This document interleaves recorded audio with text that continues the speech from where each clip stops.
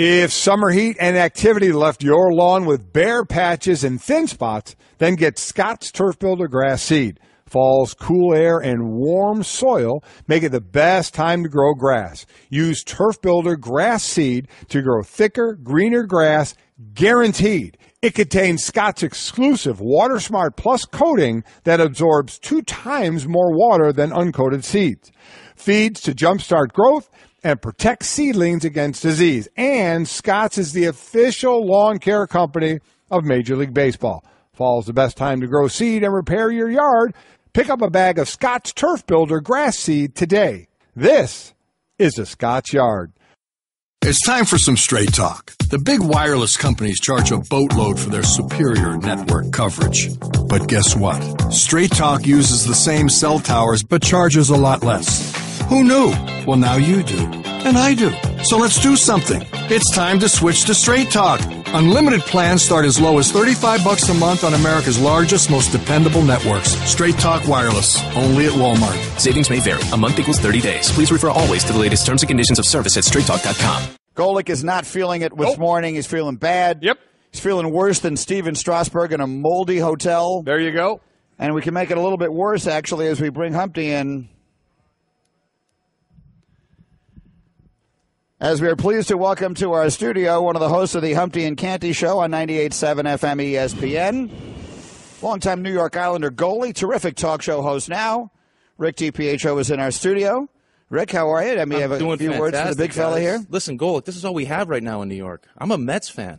You saw what happened to the Mets. Poor New York. You see what's happened to the Giants. All me and Greeny have is a first-place game on Sunday between our New York Jets and the New England Patriots, which I don't know how to feel about. You want to cry poor on New York and their sports? You know where I'm from? Cleveland? Do you understand what's been going on there for years? It's the land. Save it, man. You got LeBron, man. Save it. Save anything you got for me, unless it's food. I do bring. As a matter of fact, I do have some food. He comes bearing treats. Because I was watching the game last night, and I figured, you like myself, when we get upset, we eat our feelings. Very true. And since the Kardashian pick, when I think of Mike Golic, I think crack, so I brought you some crack pie. Oh, you did bring me that crack? We brought this once before. It's fantastic. I know you like that. Oh, it's so good. What exactly is that?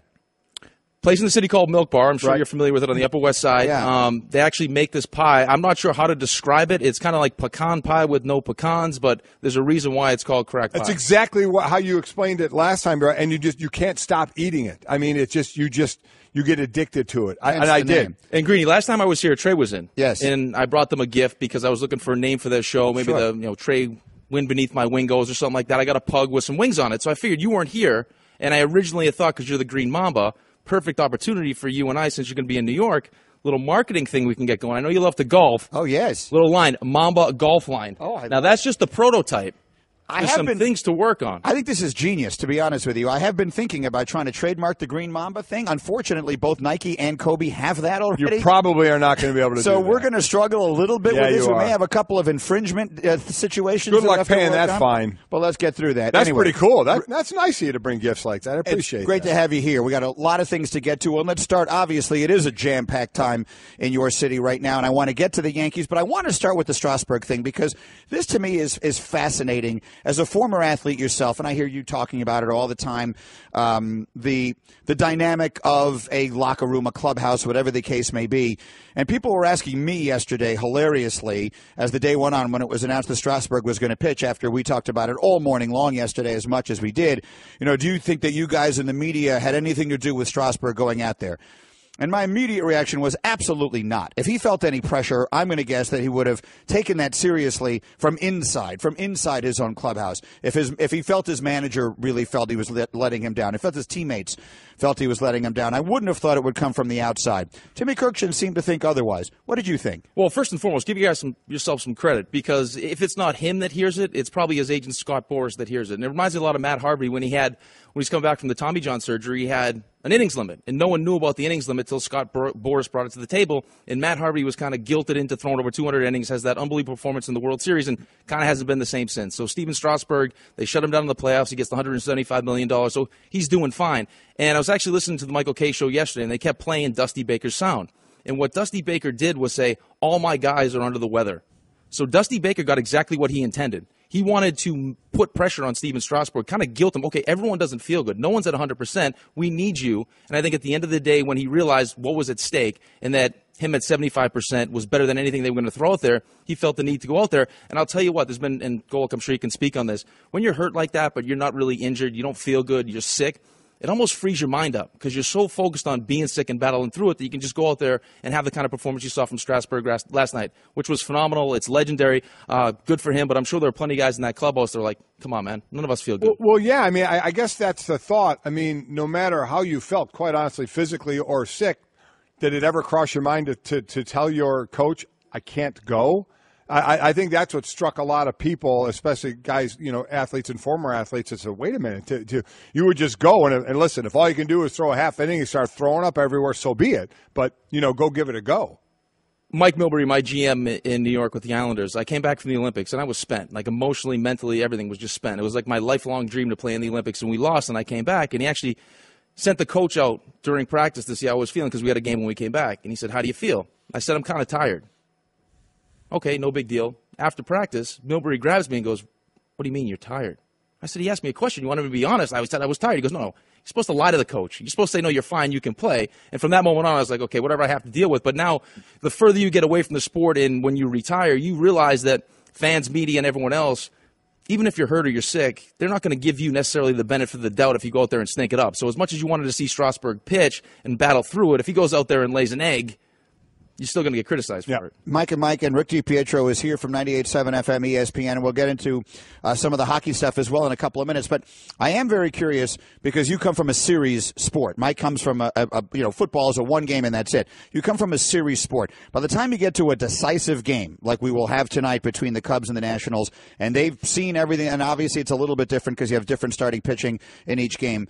But at this point in a series, can you talk about that mentality, like what it's like to go into a game where, all right, we've played them now 5 times in the last 6 days, and this one's finally going to decide it. What is the mentality like all day long? Well, the lead up to it, and it was always my least favorite part about actually playing the sport, was the lead up until the puck dropped. And I used to have the anxiety. I used to make sure I stick to my routine. I wake up when I was supposed to wake up, eat what I was supposed to eat, make sure I didn't answer my cell phone. Like I had this routine, and I think the goal for anyone on the Nationals or the Cubs right now, probably more the Nationals than the Cubs because the Cubs won the World Series last year, is to make sure you try to make this game feel like any other game, which is easier said than done. Does it? It doesn't really, but the lead up, you can feel the anxiety, you can feel the emotion. I think it usually benefits the team with, the lesser expectations, kind of what you saw last night with the New York Yankees.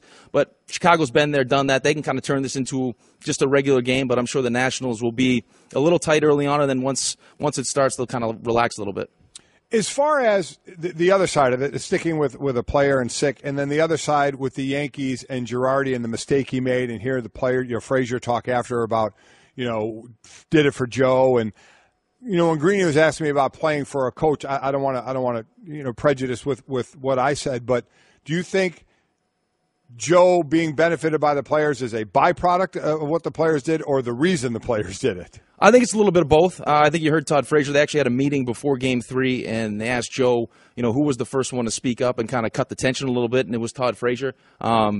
He's just that kind of guy in the locker room that's not necessarily concerned about being everyone's friend, but he holds everybody accountable. He's a guy I would love to see the Mets get. We'll see what happens with that. But I think the team, when you have a young team like that, and Joe had some success with a young team in Miami, is they find ways to rally around their manager. I was always taught, and Golic, probably the same thing with you, you look around the locker room, and if you have one of those seasons, kind of like what the Giants are having, is you look around, you like your teammates? Okay. You like your coach? Okay. Then start winning. Because if you keep losing, something's going to change, and usually it's the coach. And I think with all the speculation with Buster Olney and Timmy coming on talking about they don't know if Joe's going to be back, that team likes him. They like him a lot. And I think Joe's one of the few managers in professional sports now that trusts young players, and the young players can feel that, and they know that he's out for their best interest, and I think that's why the Yankees have been so successful this year. They're so young, and now they're on to the ALCS. I think they were playing with house money from the moment that they won the wild card game.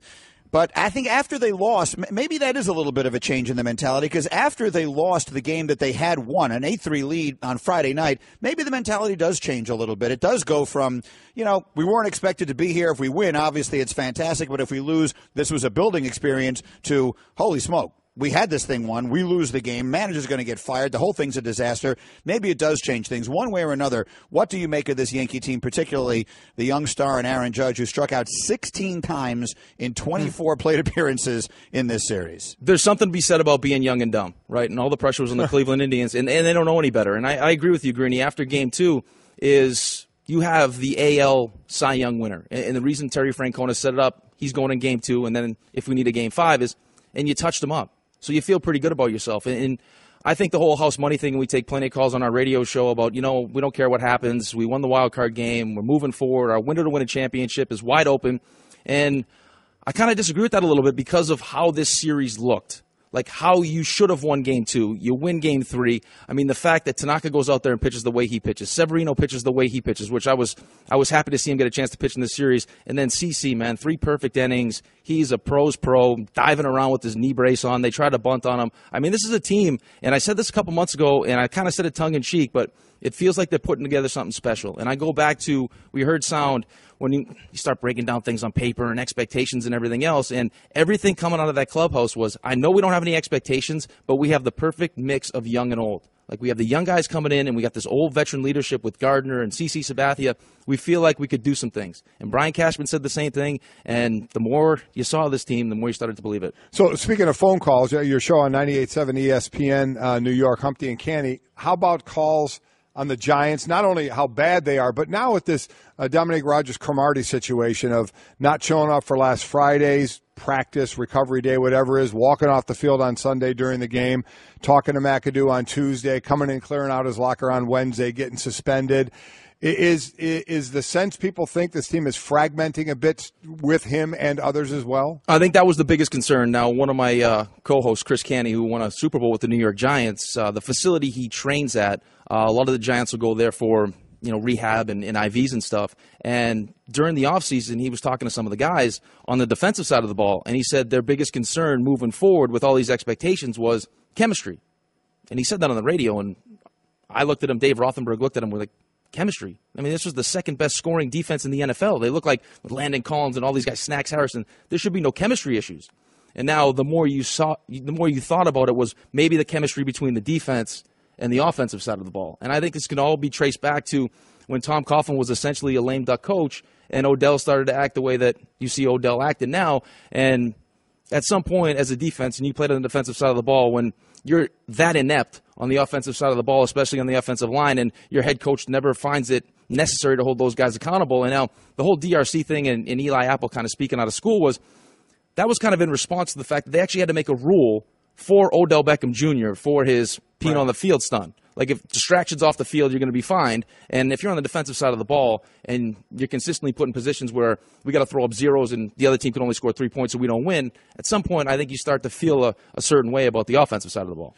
Yeah, there's no doubt about that. I lived through that, and I know teams have, where you start the glares start to happen as you're running off and the other team's running on, or vice versa. One of the things I find the most interesting about this, if the season does spiral completely out of control, and I think there's every reason to think that it will, based upon all the injuries and everything else, two things. One, will they wind up changing the coach, which I think is a real possibility. And two, if they wind up all the way at the bottom of the standings, if they have a top 5 pick in this draft, with all these quarterbacks coming out and Eli turning 37, do you believe the Giants would draft a quarterback and turn the page on the Eli Manning era after this season? As a Jets fan, I would say that's probably the Jetsiest thing to have happen in your season, is that the Giants would be the one after having a quarterback that's never missed a game.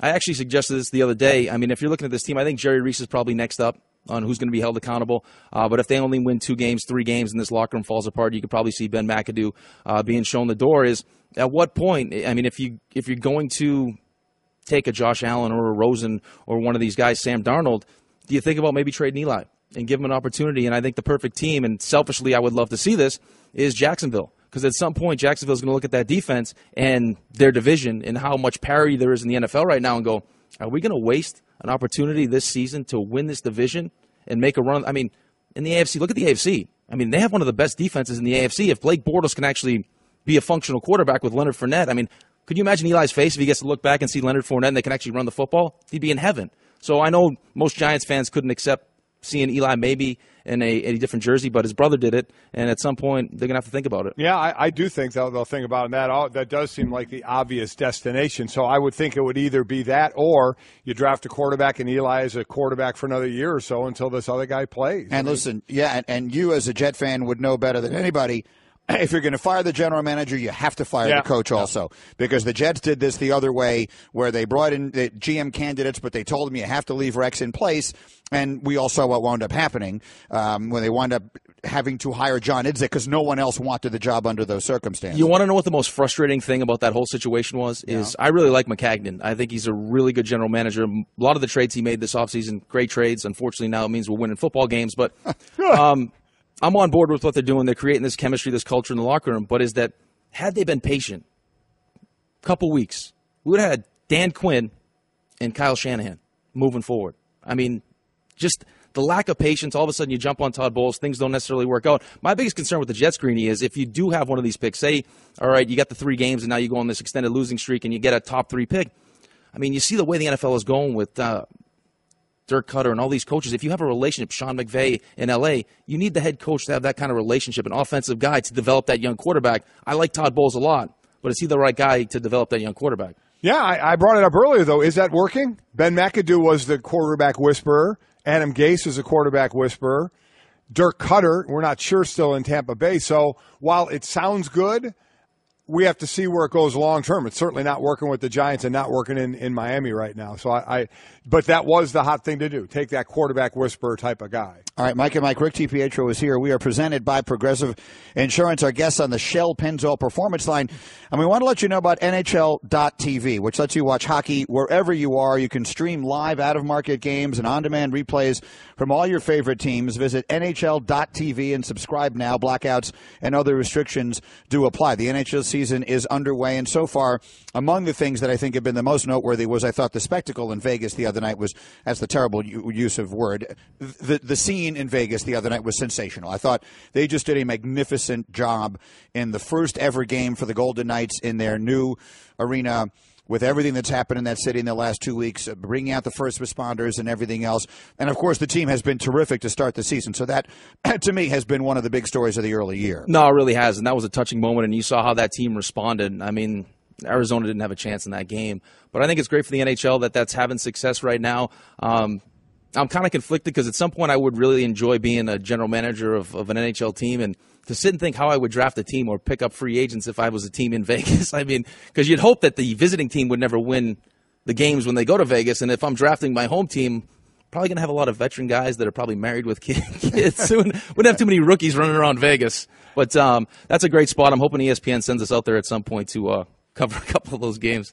A couple of things on the hockey as we get going in the season. Jaromir Jagr, I mean, what can you say about the guy? Can you imagine being on the ice at his age? No, it's unbelievable. And that's one of the guys that, I mean, to say he ran my show was an understatement. I mean, one of the most talented individuals I've ever seen in my entire life.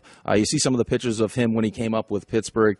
The guy loves hockey. He does. He's committed. He loves it. He's still, with his size and his physicality, he's able to contribute. And you saw him the other day when he came out and all the guys had the Jaromir Jagr mullets. I mean, he's just enjoying himself. And, you know, at the end of the day, I think we'd all want to play as long as they want to pay us to play, we'll do it. Well, interesting. Last year, after Washington won another President's Trophy and then did nothing with it, I remember Barry Melrose saying maybe it's time to move on from Alex Ovechkin. You say you want to be a GM someday. All right, you're a GM now. What do you do with Alex? That's a great question, and this is probably the most prolific goal scorer that we've seen in I don't know how many years. One of the greatest of all time. He's 32 years old now, came back in better shape. He's got 8 goals in the first 3 games. That's still a really good team. They have a really good goalie in Holtby. They can win regular season games. For some reason, when they get to the playoffs, they can't get it done. It's usually because of the Pittsburgh Penguins. Now, I mean, if you put Sidney Crosby on the Washington Capitals, they probably would have won a Stanley Cup by now because that's how good he is. I know a lot of people that listen to this show are NBA fans. I kind of equate Alexander Ovechkin to a Chris Paul. Same kind of thing. Tons of regular season success, prolific scorer, all-star, but at the end of the day, he just hasn't had that playoff success. So then, and guys playing, like I got to play my pro career while Gretzky was playing and got to meet him and see what he was doing and how incredible it was. We've certainly gone through our show, Sidney Crosby and Alex Ovechkin, who we just talked about. How good are these young kids? How good are the Connor McDavids, the Austin Matthews, who are we've seen such a great run of young players in baseball being successful. But these guys, I mean, what level are they on? Well, it's amazing. I mean, look at the Toronto Maple Leafs, and kind of makes me jealous of what they've done. And I get in this conversation all the time with our producer. I don't think you can identify a franchise player until you've got your franchise straightened out. And that's exactly what Toronto's done. I mean, you get Brendan Shanahan to be your president, then you get Lou Lamoriello, and you get Mike Babcock as your coach. I mean, you're going to have success. And then all of a sudden you had, I mean, not just Austin Matthews, Nylander and Mitch Marner. They had some veteran pieces. Selfishly, I would love to see an Edmonton-Toronto final. Connor McDavid's fantastic. Line out in Winnipeg is an unbelievable goal scorer. So the NHL's in good hands. I'd like to see them marketed a little bit more. I think they did a bad job with PK Subban last year, especially, I mean, at the ESPYs. PK Subban's there. Sidney Crosby gets an award. You have the whole Breathman thing. Like, come on, that makes perfect sense to have them there together. But, again, I mean, we'll see what happens with it. But, I mean, if you want to have some fun and watch continuous entertainment, hockey's the sport to do it at. And once again, if you're a hockey fan, NHL.tv lets you watch the sport wherever you are. You can stream live out-of-market games. You get on-demand replays from all your favorite teams. NHL.tv. You can subscribe there now. Blackouts and other restrictions do apply. This is great. Thank you for bringing treats. Thank you for bringing hats. That. Good to see you. Thank you very much for coming by. Thanks for having me, guys. Somebody get me a fork. I just saved hundreds of dollars by switching to Geico. I've never felt more alive.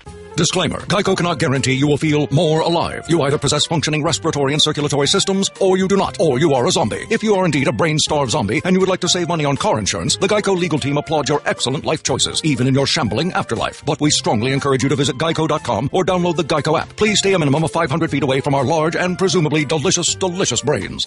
Geico. 15 minutes could save you 15% or more. All right, Schefter's here. We'll go through all the NFL stuff with him in a second, but let's... Again, I've been on a variety of things. And first of all, good morning, Adam Schefter. Good morning, Mike and Mike. Good morning. We haven't had a chance to hear. Our guys are furiously cutting up sound bites back there all morning long. Let's hear a little bit of Terry Francona, because is a good friend of the show. And while I'm happy that the Yankees won, I do feel for him. Consecutive seasons, to have 3 consecutive games in which you could win a postseason series and fail to get it done, it's got to be very tough. Here was Terry Francona last night after the loss. We felt good about ourselves. We came down the stretch playing very good baseball, and we did some things in this series that I don't think were characteristic of our team. We made some errors, kicked the ball around a little bit. Sometimes you don't swing the bat. That's part of it. But we made it harder to win, in some cases, especially the last 2 games. Certainly did it last night. Speaking of kicking the ball around, a little missed opportunity. Error in the 9th, get 2 runs for the Yankees. Could have been a 1-run game going to the bottom of the 9th. Turned out to be a 3-run game, and that's how it ended when Chapman came in. But, it's a shame. Again, this team will be solely judged on getting back to the next level and to the World Series and or winning it. Anything but that is going to be looked as a disappointment for this team. That's so hard in baseball. It is. They play so well all year long for such an extended period of time, and then in a 5-game series, bam, boom, done. Yep. You're right. It almost feels a little bit, and we don't see it that often in the NFL, but one of the ones that jump immediately to mind was the year the Denver Broncos, I believe, were 14-2. 1996. And they wound up losing in that first game to Jacksonville. Yeah. And Mark Schlereth, our longtime colleague here, said that they never got over that. Right. They came back and won the next 2 Super Bowls, and they still didn't get over it. I covered that team, and that was remarkable to watch that day. I'll tell you, you remember the worst stuff that, but more than the better stuff. What do you remember about it, Shefty? There's so much I remember about it. It was so fresh. Everybody was so sure that Denver was going to the Super Bowl that year. They were so good and so strong. And they go out in that game and they take a 12-0 lead. And I'll never forget, I texted in the press box in Mile High Stadium. It was a big press box. They had a very good friend of mine, Jim Sacamano, who's now a consultant for the organization. I texted him in the press box, or I called him, because I don't think we had cell phones back then. I called him. I said, this game is going just as I thought. And I hung up the phone, and that was the last time I have ever relayed an in-game message to a personnel because he was so furious at me for so long that I jinxed it. From that point on, the game went south. Exactly. From that point on, the game went south. And I remember after the game, I, more than anything, wanted to cover a team that went to the Super Bowl. At that point, I had been covering the NFL for 6 years, and I thought it would have been unbelievable to do. And I was like, I was very disappointed. So they myself. let you down. Yeah. Yeah. And they haven't gotten over that either. I know I've heard from several of them. All right, Mike Schefter's here. Now let's get back to business. We'll get back to the baseball coming up shortly. A bunch of football stuff. What can you tell us about this DRC situation in New York? Because it's confusing. It is confusing, and I think we've got a situation where he's left the team on multiple occasions. He's a volatile, unpredictable type player. The plan is for him to return to the team today. Now, that doesn't mean he's going to play on Sunday at all. They still have to make that decision. And Ben McAdoo himself yesterday said he's suspended indefinitely. So does that mean when he comes back, they're going to say to him, hey, you're not playing? And is he going to stay there or is he going to leave again? So it's a very volatile, unpredictable situation that he didn't like that he was taken out of the game on Sunday, threw his helmet. They didn't like that. Again, you got some tension in the air with the 0-5 record. When teams are 0-5, these are the kinds of things that happen. Well, yeah, that's when you find out a little more about character, when things bad happen. But let's look at the overall picture. And I guess you have to start saying Ben McAdoo and control this team, because he's not the only player. You know, Eli Apple, some things, and just how poorly they're playing. So you start to look at the overview of this and what possibly could be slipping away. Well, the New York papers are already all over him, ripping him, going to keep his job. And again, I think what happens is, in this league, in any sport really, when you have one of these kind of seasons, everybody's in question. Everybody comes under fire. And he is going to be at the head of the list as the head coach of the team, just the way it's going to operate. No surprise there, nothing different. There are going to be questions. They were talking about Ray Handley being fired with an 18-28 record. We'll see whether Ben McAdoo can even have that after a couple of seasons. So we've got all of that on going on with the Giants, and then you've got the Odell situation and everything else. And by the way, let me interrupt you 1 second. Yeah. Just think about the crazy nature of this. We knew there was going to be a winless football team in New York. Yeah. We knew that was going to happen, right? You just never knew that it was going to be the New York Giants. We knew there was going to be a team in the running for the number 1 overall pick. We knew there was a team that was going to have its sights set on maybe Sam Darnold or some quarterback. We just thought it would be the New York Jets, not the New York Giants. That's exactly right. And actually, I wasn't going to even ask you about this because it's so premature, but maybe I'm just asking you to guess. If the Giants finish 2-14, quarterback, and they're going to start over again, would they? Would they draft Eli's replacement? I think you have to. And then would they trade him, or would they let him go? Yeah. Would they keep him there? Is he going to be a Jacksonville Jaguar? Look, we're on October 12th or whatever That's today why I wasn't even going to bring it up. It's so hard to forecast this, right? But if I had to guess, in a perfect world, their perfect world, you go get a quarterback, you have Eli for another year or two, you have the other guy, and then he steps away. Maybe they decide that they don't want to go on with each other. That always could be too. Again, a lot to be determined. He's one of New York's storied sports heroes. So to me, he finished his career with the Giants. I don't think that's an issue. I think in a perfect world, you're drafting a guy and you'd like to give him a little bit of time. So in a perfect world, he's a bridge for a year. Let's talk about Odell, though, because you and Max both said after he got hurt similar things about how you felt it was a mistake for him to be out on the field, and I totally understood where you were going, and Mike and many of the other former players, of course, see it totally differently. Yep. What I would like to know is, do you believe that if things should go sideways with Odell, I think almost everyone thinks he's still going to get his money, and if he does, no harm, no foul is probably overstating it, but at least he still got his money. But if for whatever reason he doesn't, do you think that we will see a time where we will see legitimate holdouts, where we will see guys who will hold out for an entire season, who will actually stay away until they try and swing the leverage back to themselves? By the way, there is a guy still holding out right now in Dwayne Brown, correct? Right. Yeah, so. He's a veteran, and he was due to make $9 million right. this year, so it's an entirely different situation. Look, I was fairly vocal in June on this issue. And so it's not like I all of a sudden came around to that this week and said... No, true. You've said it on this show many times. Okay, that oh boy, he shouldn't be out there. There are certain players, the elite players, to me, that when you're going on the field like Odell Beckham Jr. was this year for $1.8 million in salary, when you could make $50, $60, $70 million in guaranteed money, that's a big business risk in my mind. And the system is set up with a fifth-year option that hurts the players. We've talked about the fifth-year option. And so there is very little recourse for a lot of these players in certain situations. Now, there are a lot of very good players, but they're not in an elite transcendent category like this player is. This player is a transcendent player. And the rare transcendent player, to me, takes a risk if he's going out there without that contract. Now, again, I would like to think it will work itself out over time. He will be paid. It will not be an issue. And the chances are that's probably going to happen. But you just do the basic math of this. If you're going to make $1.8 million and you stand to make, let's just use the rough number, $60 million, sure. Why would you go out for 1.8? Why would you do that? I mean, I would, and I know Ryan Clark. I know you would. Here's the other thing as well, though. You say that player, would you say the same thing right now to Zach Martin, Aaron Donald, Khalil Mack? I mean, those are all, you got 4 guys who are probably going to be paid the highest at their position. Let me say this. Yeah. A guy in the trenches like a Zach Martin, how many offensive linemen do you know who suffer career-ending injuries? That doesn't happen very often. I don't know about that. Yeah? Oh, Schefter, these guys get rolled up on all the time. I don't know if I would agree with that one. I don't know. You taking a chance, every single play you're taking a chance of getting rolled up on. I mean, but isn't it still the forget the fact any position out there you got a chance to get hurt. Yeah, he's that's making true. 1.6 or 1.8, and he's going to be guaranteed $40 to $50 million. So to me, he's in the same boat as Odell is, as Aaron Donald, who held out and then went back, as is Khalil Mack, who you never even heard a word of as far as holding out. So that's why I'm asking the question. Right. Is all in the way the NFL salary structure is set up, the owners have practically every ounce of leverage.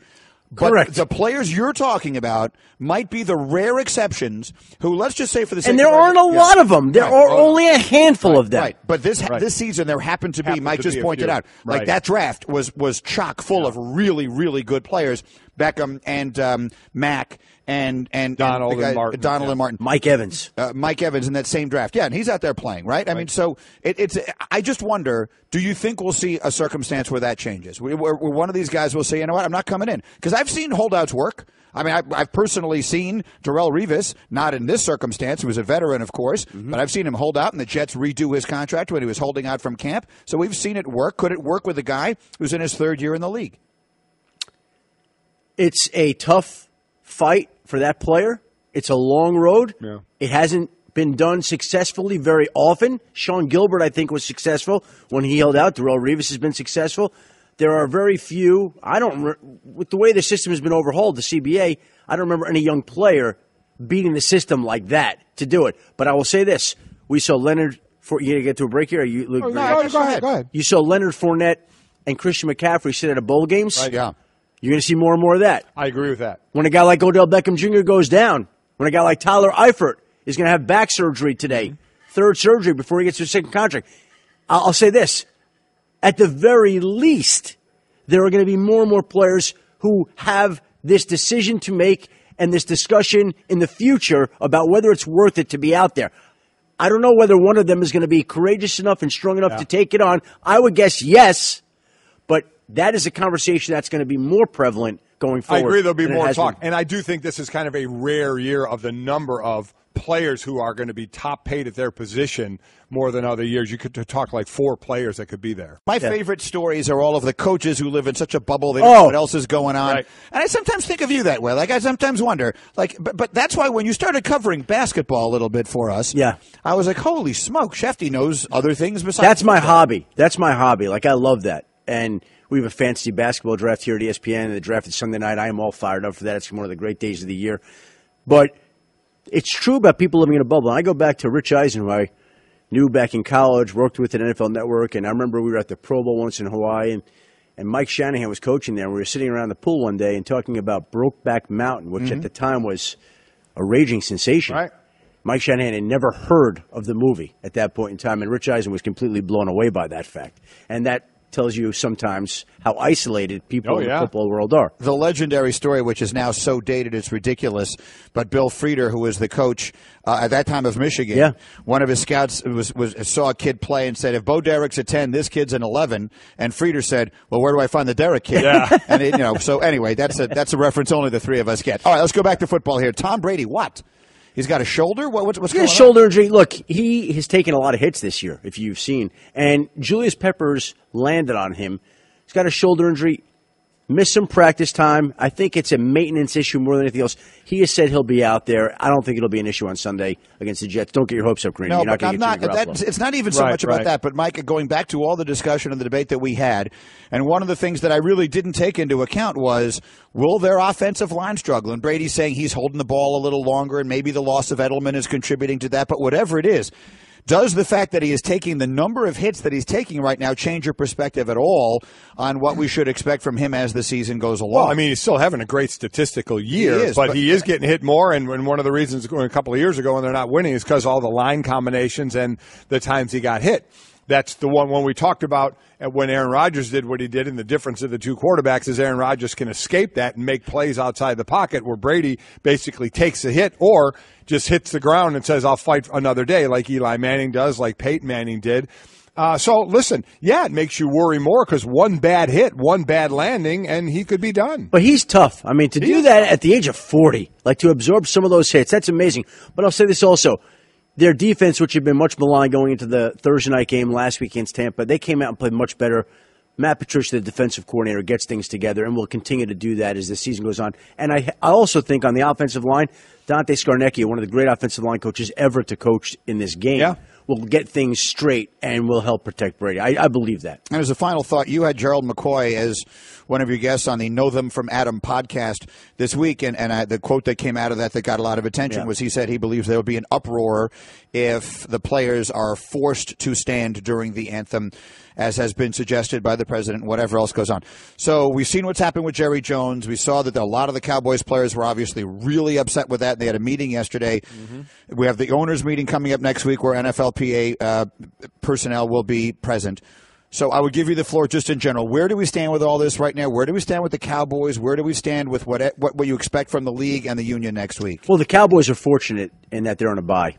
Jerry Jones is fortunate because we're not going to see how that's going to play out this week before we get these discussions in New York City on Tuesday and Wednesday when they have a chance to come up with some sort of policy enactment. Now, if you'll notice here over the last couple of weeks, we've seen a lot of teams, staffs, players be out front and center involved with police departments. And I think it goes back to when the owners and players were having meetings in New York a few weeks ago in Roger Goodell's conference room in the league office. They were very open about the fact that they're going to try to provide help and give them the platform that they want and try to work on the issues that are important to them. And I think part of that is you see all these teams now with the police departments. Not that hasn't happened before, but it's never been so public before as it is right now. So, look, there are a lot of people with a lot of different desires that they're going to have to sit down and address. They're going to be at these owners' meetings. It's a critical issue. There are so many differences of opinion. I don't think anybody's wrong about what they feel. Players, owners, everybody's got their respective stances. And it's a very volatile, dangerous time for the league to be in the position it is in because it is very sensitive. It is chipping away at the popularity of the sport. There are people who are turned off to what's happening. There are people canceling their DirecTV subscriptions. It's a big deal. I don't know how it turns out, but I guess we're going to see more and more teams trying to help out the players to give them the support on the issues that are important to them. And look, I think the owners are looking for certain support so that they don't turn off fans and sponsors and basically affect the business of the game. And the business of the game, by the way, also affects the players because for every dollar that the league is collecting, 48 cents goes to the players. Exactly right. Do you expect at the end of these meetings next week that there will be a league rule that the players must stand during the anthem? I don't know. I just don't know.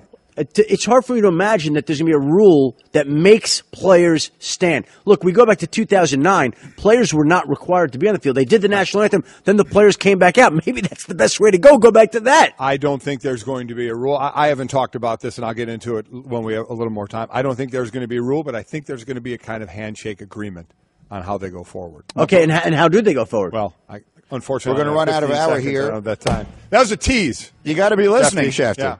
And don't forget to Know Them from Adam podcast, which is great every single week. Ty Lue, tons of baseball, and a whole lot more in the next hour. Stay with us. Mike and Mike.